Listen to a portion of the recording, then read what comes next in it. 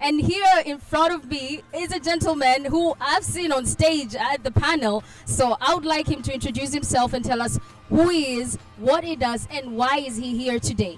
Amazing. Well, thank you for having me on. My name's Jack. I'm here on behalf of an organisation called the Initiative for African Trade and Prosperity, the IETP. We're also, like Boresha, one of the sponsors of Uhuru today.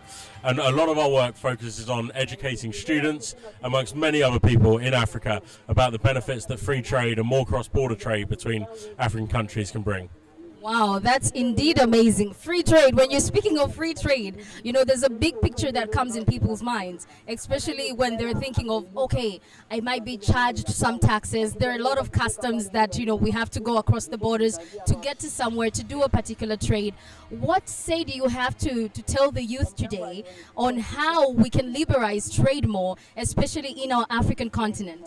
Yeah, of course, and so I mean there are lots of issues with currently between trading between different nations in Africa, and you know the African Continental Free Trade Area really is a big step in the right direction to solving some of this. And you know what I would encourage all of your listeners to do is go and check out the work that organisations in Tanzania like Liberty Sparks are doing. You know they do some amazing student outreach. Come along to Uhuru. Be here next year when it happens.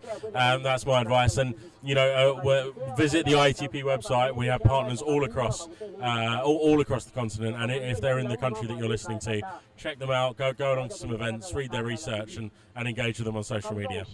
Okay, so what was your take on today? Because there was a huge panel there with different professionals in different angles. Others entrepreneurship in terms of economy, others in the legal part, because they even spoke about human rights in terms of land ownership. They spoke about economic changes and policies that are there, and how business registrations can be changed from then and there, and how can young people change here and there. So what was your take on today's panel? The entire, you know, segment, yes. Well, you know, what I think is incredible about events like UhuruCon is that it doesn't just sort of force feed students ideas. It provides them an opportunity to engage with the ideas. So, you know, you don't always have to agree with what's being said on the panel. And events like this give students the opportunity to question the panelists. And, you know, there's networking opportunities, lunches, breakfast, that we've been able to spend a really great day today chatting with people, meeting students from different universities, different schools, and really just engaging with the ideas. You know, we don't want to, part of the sponsorship of this event through the IETP is providing books for the students here. And those books are on trade and globalization, economic inequality, entrepreneurship.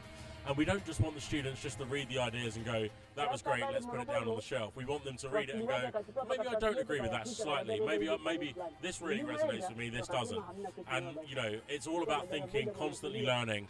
And by doing that, you know, everybody manage to take control of their own lives and with constant learning and always being inquisitive.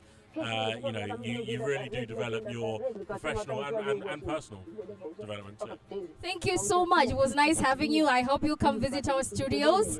Yes, we will welcome you warmly.